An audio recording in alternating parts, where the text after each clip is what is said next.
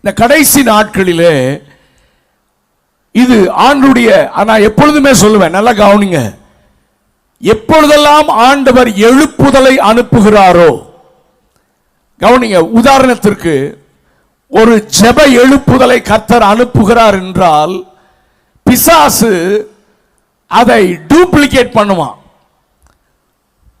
Duplicate revival உண்டாக்குவான். நீங்கள் நல்லா கவனிக்கிறீங்களா? ஜெப எழுப்புதலை அனுப்பும் போது ஜெப எழுப்புதல் போன்று ஒரு டூப்ளிகேட் எழுப்புதலை அனுப்புவான். அப்ப சபை அப்படியே அலப்பாயும், லீடர்ஸ் அலப்பாய்வாங்க, எது எழுப்புதல், எது எழுப்புதல், எது உண்மை. அதே மாதிரி தான் ஒரு வொர்ஷிப் ரிவைவல், ஒரு ஆராதனை எழுப்புதல் அனுப்பும் பொழுது பிசாசு அதை டூப்ளிகேட் பண்ணுவான். தேவன் அங்கீகரிக்காத ஒரு ஜெபம், தேவன் அங்கீகரிக்காத ஒரு ஆராதனை, அதை அனுப்பிச்சு விட்டு அவன் வேடிக்கை பார்ப்பான். ஏன்னா அவனுக்கு எழுப்புதல் வந்துடக்கூடாது, சபை எழும்பி விடக்கூடாது.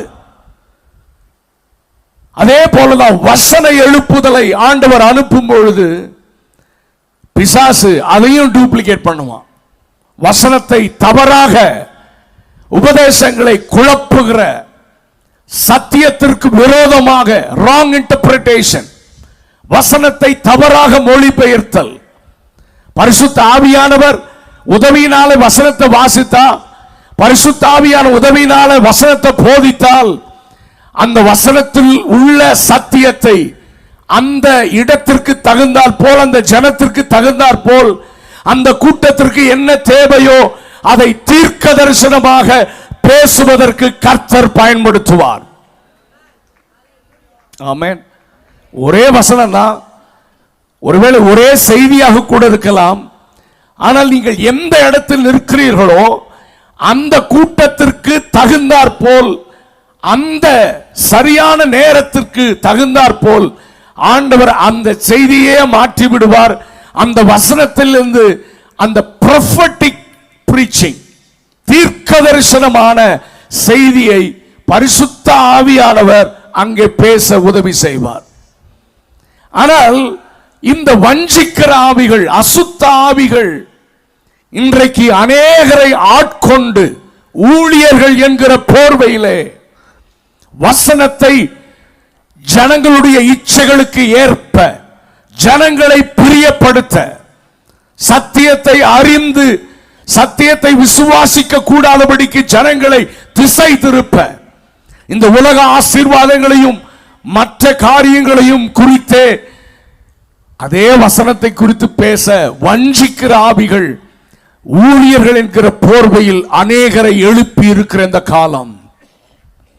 ஏன்னா எழுப்புதல் அவன் டைல்யூட் பண்ணணும், எழுப்புதலை எப்படியாவது டூப்ளிகேட் பண்ணணும், ரியல் ரிவைவல் வந்துடக்கூடாது, விசுவாசிகள் சத்தியத்தை அறிந்துவிடக் கூடாது, சத்தியத்திற்கு வைராக்கியம் பாராட்டுகிற ஒரு கூட்டம் எழும்பிவிடக் கூடாது என்பதிலே அவன் மிகுந்த கவனமுடையவனாக இன்றைக்கு தலை விரித்தாடுகிறதை நீங்களும் நானும் பார்க்கிறோம்.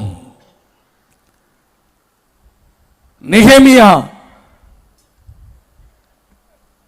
பாழாக்கப்பட்ட அலங்கங்களை திரும்ப கட்ட, இடிந்து கிடக்கிற அந்த அலங்கங்களை திரும்ப கட்ட தரிசனம் பெற்றான். நெகேமியா ஒரு பியூட்டிஃபுல் புக். நெகேமியா ஒரு எழுப்புதலின் புஸ்தகம். ரெஸ்டோரேஷன், ரீபில்டிங் தி ஏன்ஷியன்ட் வால்ஸ். தகர்க்கப்பட்ட அலங்கங்களை திரும்ப கட்ட நெகேமியாவுக்கு ஒரு தரிசனம் உண்டானது. அப்துல் கலாம் ஒன்று சொன்னார், நீ தூங்கும் போது உனக்கு வர்றது கனவுடா, நீ முழிச்சிட்டு இருக்கும் போது உன்னை தூங்க விடாம பண்றதுதான் தரிசனம் என்று சொன்னார். அது எவ்வளவு உண்மை இல்லை? நாம் கனவு காண அழைக்கப்படவில்லை, தரிசனம் காண அழைக்கப்பட்டிருக்கிறோம். ஒரு அல்லேலூயா சத்தமா சொல்லுங்க. கனவு தூங்கும் போது வரும், தரிசனம் உன்னை தூங்கவே விடாது. ஹல்லேலூயா. இன்றைக்கு உன்னை தூங்க விடாமல், ஆமென், தரிசனத்தை நிறைவேற்ற துடிப்புள்ள வைராக்கியம் உள்ள ஒரு ஊழியனாக இந்த கடைசி எழுப்புதலிலே எனக்கும் ஒரு பங்கு வேண்டும் என்று தேவ சித்தத்தை செய்வதற்கு துடிதுடிப்பாக வைராக்கியத்தோடு எழும்பி செல்லுகிற ஒரு சில வாலிபர்களை கர்த்தர் இந்த கூட்டத்திலும் தேடிக்கொண்டிருக்கிறார். ஒரு அல்லேலூயா சத்தமா சொல்லுங்க. ஆமென். நேற்று தினத்திலே நான் வாலிபர்களுக்கு பேசும்போது சொன்னேன், மோசே பாளையத்தின் வாசலில் வந்து நின்று கத்துகிறார், who is on the Lord's side? கர்த்தருடைய பட்சத்தில் நிற்கிறவர்கள் யார்? இன்றைக்கு அதே அழைப்பு நம்முடைய சபையிலும் அறைகூவல் விடப்படுகிறது. who is on the Lord's side? சத்துரு ஒரு பக்கம் ஊழியத்தையும் எழுப்புதலையும் அணைத்துவிட, ஆண்டவர் போடுகிற அக்கினியை அணைத்துவிட, எரிந்து பிரகாசித்த விளக்கெல்லாம் மங்கேறுகிற திரியாக மாறி போக பண்ண பிசாசு தீவிரம் காண்பிக்கும் பொழுது, ஆண்டவருக்காக எரிந்து பிரகாசிக்கிற, ஆண்டவருக்காக வைராக்கியம் பாராட்டி தேவ சித்தத்தை செய்ய தன்னை அர்ப்பணிக்கிற ஒரு கூட்டத்தை பரலோகம் தேடி வந்திருக்கிறது. நல்ல கவனிங்க. இங்க இருக்கிற அருமையான பிள்ளைகளுக்கு மட்டுமல்ல, எல்லாருக்கும் ஒரு காரியத்தை நான் சொல்ல மிகுந்த பாரத்தோடு இந்த இடத்துல நிற்கிறேன். 1 யோவான் 4வது அதிகாரம் 1வது வசனங்களிலிருந்து ஒரு சில வசனங்களை நான் வாசிக்கிறேன். 1 John chapter 4 verses from 1 to 6. 1 யோவான் 4ஆம் அதிகாரம் 1 பிரியமானவர்களே, உலகத்தில் அநேக கள்ள தீர்க்கதரிசிகள் தோன்றி இருப்பதினால் நீங்கள் எல்லா ஆவிகளையும் நம்பாமல் அந்த ஆவிகள் தேவனால் உண்டானவைகளோ என்று சோதித்தறியுங்கள். தேவ ஆவியை எதினாலே அறியலாம் என்றால், மாம்சத்தில் வந்த இயேசு கிறிஸ்துவை அறிக்கை பண்ணுகிற எந்த ஆவியும் தேவனால் உண்டாயிருக்கிறது. மாம்சத்தில் வந்த இயேசு கிறிஸ்துவை அறிக்கை பண்ணாத எந்த ஆவியும் தேவனால் உண்டானவை அல்ல. வரும் என்று நீங்கள் கேள்விப்பட்ட அந்தி கிறிஸ்துவுடைய ஆவி அதுவே. அது இப்பொழுதும் உலகத்தில் இருக்கிறது. பிள்ளைகளே, நீங்கள் தேவனால் உண்டாயிருந்து அவர்களை ஜெயித்தீர்கள். ஏனெனில் உலகத்தில் இருக்கிறவனிலும் உங்களுக்குள் இருக்கிறவர் பெரியவர். அவர்கள் உலகத்திற்குரியவர்கள் ஆகையால் உலகத்திற்குரியவர்களை பேசுகிறார்கள். உலகமும் அவர்களுக்கு செவி கொடுக்கும். நாங்கள் தேவனால் உண்டானவர்கள். தேவனை அறிந்தவன் எங்களுக்கு செவி கொடுக்கிறான். தேவனால் உண்டாயிராதவன் எங்களுக்கு செவி கொடுக்கிறதில்லை. இதனாலே கவனிங்கள், இதனாலே சத்திய ஆவி இன்னதென்றும் வஞ்சக ஆவி இன்னதென்றும் அறிந்திருக்கிறோம். இன்றைக்கு கடைசி கால ஒரு பெரிய ஒரு சவால் ஊழியக்காரர்களுக்கு, சபைகளுக்கு, வஞ்சிக்கிற ஆவியை அடையாளம் கண்டுகொண்டு சத்திய ஆவியினாலே நிறைந்து சத்தியத்தை போதிக்கிற ஒரு கூட்ட ஊழியர்களை கர்த்தர் எழுப்ப சித்தமாயிருக்கிறார். ஒரு அல்லேலூயா நல்ல சத்தமா சொல்லுங்க பார்க்கலாம். பரிசுத்த ஆவியானவரால் நிறைந்து, பரிசுத்த ஆவியானவரால் நடத்தப்படுகிற, எப்படி ஆதி அப்போஸ்தலர்கள் பரிசுத்த ஆவியினால் நிரப்பப்பட்டு பரிசுத்த ஆவியினால் நடத்தப்பட்டார்கள், அவர்கள் மூலமாகத்தான் தேவ ராஜ்யம் தீவிரமாக ஸ்தாபிக்கப்பட்டது. ஒருவேளை பந்தி விசாரிப்பிற்கென்று தெரிந்தெடுக்கப்பட்ட ஸ்தேவானாக இருக்கலாம், பிலிப்புவாக இருக்கலாம், சாப்பாடு பரிமாறத்துக்காகத்தான், விசாரிப்பதற்காகத்தான் நற்சாட்சி பெற்றவர்கள், ஆவியினால் நிரப்பப்பட்ட அவர்கள் அப்போஸ்தலர்கள் தெரிந்தெடுத்தார்கள். ஆனால் அவர்கள் தேவ ஆவியினால் நிரப்பப்பட்டவர்கள் மட்டுமல்ல, தேவ ஆவியினால் நடத்தப்பட்டார்கள்.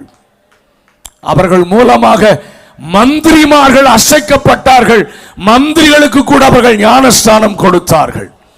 ராஜாக்களை அசைக்க, உயர் இடங்களில் இருக்கிற அநேகரை அசைக்க பரிசுத்த ஆவியினால் நிரப்பப்பட்டு, பரிசுத்த ஆவியினால் நடத்தப்பட்டு, ஆவியில் நிறைந்து ஊழியம் செய்கிற ஊழியர்களை தான் பரலோகம் தேடிக்கொண்டிருக்கிறது. ஹல்லேலூயா. சத்தியத்திற்கு சாட்சியாக, தூணும் ஆதாரமுமாக, வைராக்கியமாக நிற்க, எந்த காரியத்திலும் காம்ப்ரமைஸ் பண்ணாம சத்தியத்திற்காக நிற்க ஆண்டவர் ஒரு கூட்டத்தை தேடுகிறார். அவர்களை மட்டும்தான் இந்த எழுப்புதலிலே கர்த்தர் பயன்படுத்த போகிறார். என்னுடைய காதுகளில் அடிக்கடி ஒரு சத்தம் கேட்கும். மல்கியா தீர்க்கதரிசியின் மூலமாக கர்த்தர் சொன்ன வார்த்தை, நான் ஊழியம் செய்கிறவனுக்கும் ஊழியம் செய்யாதவனுக்கும் ஒரு பெரிய வித்தியாசத்தை நான் உண்டு பண்ண போகிறேன். இந்த நாட்களிலே அது நடக்கும். வயிற்று பிழைப்பிற்காகவோ மற்றவருடைய அங்கீகாரத்திற்காகவோ பணத்திற்காகவோ புகழுக்காகவோ பட்டத்திற்காகவோ ஊழியம் செய்கிறவர்களை கர்த்தர் அகற்றி தேவ ராஜ்யம் ஸ்தாபித்து சபைகளுக்குள்ளே உண்மையான எழுப்புதலை கொண்டு வர ஒரு கூட்ட ஜனத்தை தட்டி எழுப்ப தேவ ஆவியினால் நிரம்பி ஊழியம் செய்கிறவர்களை பரலோகம் அடையாளம் காண்பிக்க விரும்புகிறது.